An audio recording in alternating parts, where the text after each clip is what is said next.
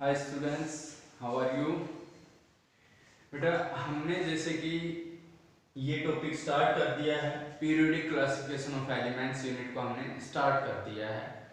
Last lecture में हमने आपसे इलेक्ट्रॉनिक कॉन्फ़िगरेशन लिखनी सिखाई थी। फिर से एक बार थोड़ा सा बता देता हूँ। कुछ बच्चों ने जैसे वर्क करके भी भेजा, दुख मेरे को इस चीज़ का है कि कुछ बच्चों ने नहीं भेजा, तो सभी स्टूडेंट्स अपना वर्क कंप्लीट करके मेरे पास भेजेंगे।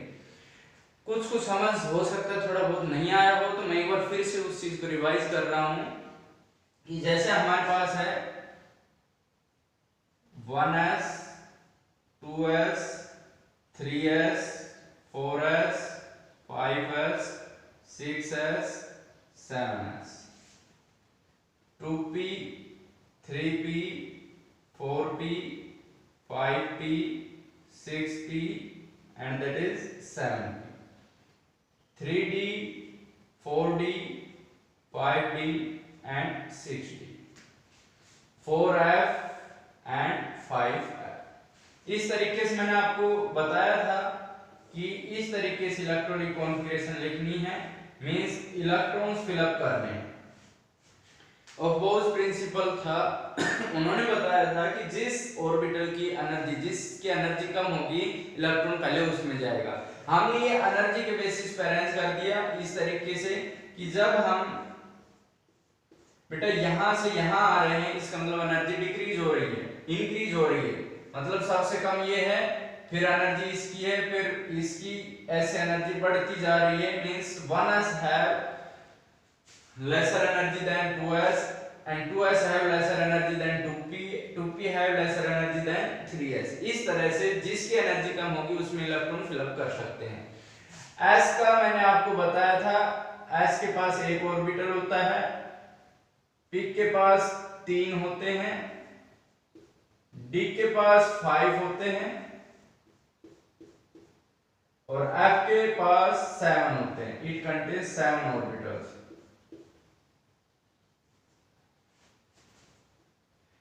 अब एक ऑर्बिटल में मैक्सिमम 2 इलेक्ट्रॉन्स हो सकते हैं, तो s के पास मैक्सिमम 2 इलेक्ट्रॉन्स, p के पास मान लो 2 हैं, एक ऑर्बिटल में 2 हैं, तो कितने हो सकते हैं? मैक्सिमम 6।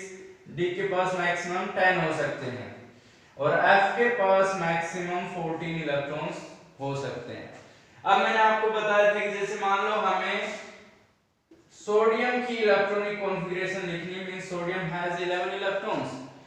तो बेटा हम कहां से स्टार्ट करेंगे? हम यहां से जिसकी एनर्जी सबसे कम है पहले लिख देंगे 1s, उसके बाद हम लिख देंगे 2s, we will write 2p, then 2p के बाद हम लिख देंगे 3s। इस तरीके से हम लिखते चले जाएंगे। अब sodium have 11 electrons, so s will have 2 electrons, 2s will have 2 electrons, p can have maximum 6 electrons and s can have 2 electrons। तो हम देखेंगे 6 4 10 into 12 हो गए, but we have only 11 electrons, so last will contain only 1 electron, then it will be the electronic configuration of sodium। कई बच्चों ने काफी अच्छी भी लिखी है, अच्छी बात है। अब मैं आपको बता रहा हूं कि कुछ एक्सेप्शनल केसेस भी हैं, जैसे कि मेरे पास है क्रोमियम। क्रोमियम हैव 24 इलेक्ट्रॉन्स, इसके पास बेटा 24 इलेक्ट्रॉन्स हैं। तो हम जब इसकी इलेक्ट्रॉनिक कॉन्फ़िगरेशन लिखते हैं 1s2 2s2 2p6 3s2 3p6 4s2 and 3d4, ये बनता है हमारे पास। तो कई बच्चों ने इसको ऐसे ही लिख के भेजा है, बेटा ये रॉन्ग है। वजह बताता हूं मैं आपको कि जैसे d है हमारे पास, d के पास 5 ऑर्बिटल हैं, 1 2 3 4 1 2 3 4 5, और इसमें d के पास 4 इलेक्ट्रॉन हैं, 1 2 3 and 4। अब अगर इसके पास एक इलेक्ट्रॉन और हो जाए तो ये हाफ फिल्ड हो गया। इसको हम क्या बोलते हैं बेटा? हाफ फिल्ड, की आधा है ये।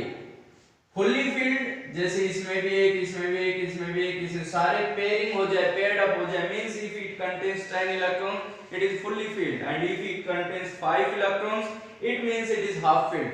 तो इसको हाफ फील्ड, अभी इसमें ये है, इसको हाफ फील्ड होने के लिए एक इलेक्ट्रॉन और चाहिए।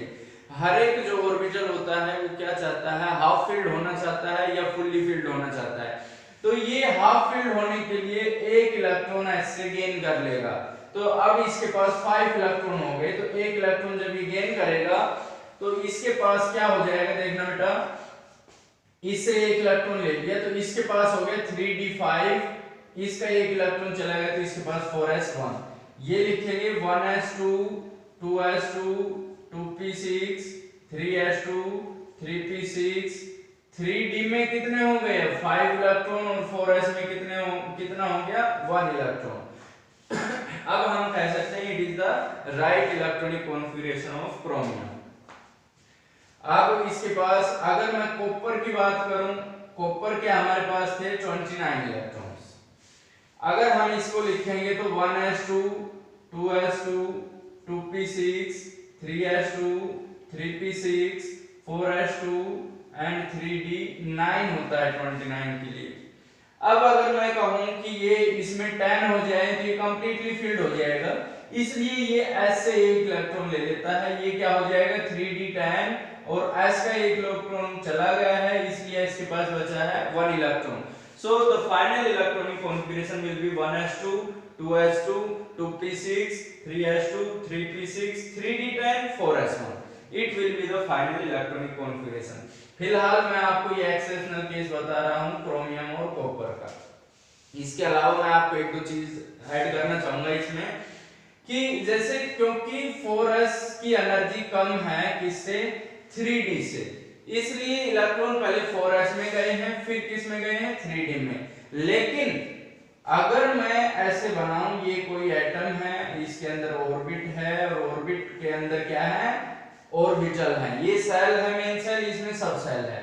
तो आपको मैं इसी में ऐसे करके समझा देता हूं कि मान लो इस तरीके से है तो बेटा 3d पहले आता है और 4s बाद में आता है। हम यहां से इलेक्ट्रॉन फिलअप करते चले गए इसमें इसमें इसमें, फिर हमारे पास है 3d, but we know that 3d have higher energy than 4s, so the electron will go into the 4s and then after 3d electron यहां से फिलअप किए इसमें किए फिर आना इसमें था, लेकिन इसकी एनर्जी ज्यादा है इसलिए पहले किस में गए 4s में और उसके बाद इलेक्ट्रॉन फिलअप हुआ है 3d में। तो हम लिखेंगे इस तरीके से, फिर उसको हम इंटरचेंज कर देंगे, 3d को पहले लिख दिया हमने 4s को बाद में। ये केवल इस केस में नहीं कि क्रोमियम को ऊपर है, कोई भी जिसमें d इन्वॉल्व है सब में ही हम ऐसा करेंगे। इसके पीछे एक रीजन है कि अभी तो हम ऐसा ही कर रहे हैं। अगर मैं इसके बाद लिखूं कि भाई हमें तो Cu1 पॉजिटिव की इलेक्ट्रॉनिक कॉन्फ़िगरेशन लिखनी है, इट मींस पॉजिटिव का मतलब अब ये कटायन बन गया है, Cu पॉजिटिव का मतलब अब इसने एक इलेक्ट्रॉन लूज कर दिया है। कोई भी एटम इलेक्ट्रॉन लूज करता है उस पे पॉजिटिव चार्ज आता है, एक लूज किया है तो एक पॉजिटिव, दो लूज किए हैं तो दो पॉजिटिव।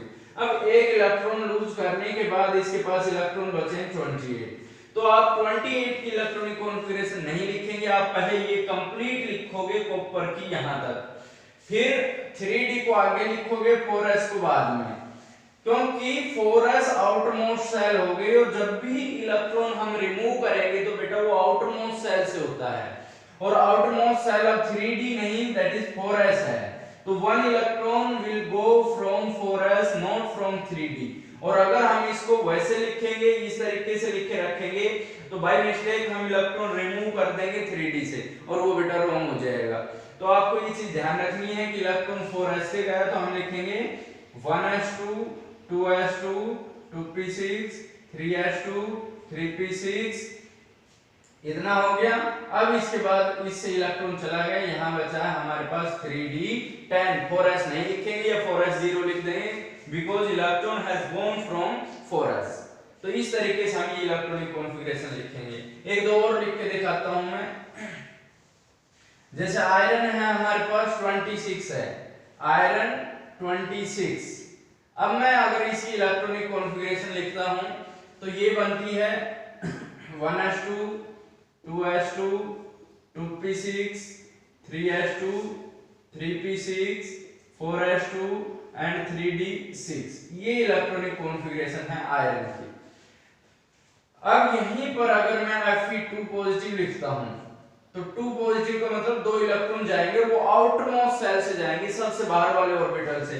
यहां हमें दिख रहा है 3d, लेकिन है कौन सा? 4s। मैंने अभी आपको बताया 3d पहले आता है, 4s बाद में आता है। तो हम इसको लिखेंगे 1s2 2s2 2p6 3s2 3p6 3d6 and 4s2। अब हमें पता है कि we have to remove the 2 electron from the outermost shell. तो इलेक्ट्रॉन रिमूव होंगे, वो यहां से होंगे, 2 इलेक्ट्रॉन चले गए। तो अब जो इलेक्ट्रॉनिक कॉन्फ़िगरेशन बनेगी 1s2 2s2 2p6 3s2 3p6 and 3d6, it is the electronic configuration. अब देखना बेटा क्या करते हैं हम इसमें। इस तरह से आप पॉजिटिव और नेगेटिव की करनी चाहिए। जैसे कि हमारे पास F नेगेटिव है, नेगेटिव का मतलब इस एटम ने एक इलेक्ट्रॉन गेन कर रखा है, जो इलेक्ट्रॉन गेन करता है उस पे नेगेटिव चार्ज आ जाता है, इस पे नेगेटिव आ गया। F में 9 थे लेकिन एक इलेक्ट्रॉन इसने गेन कर दिया।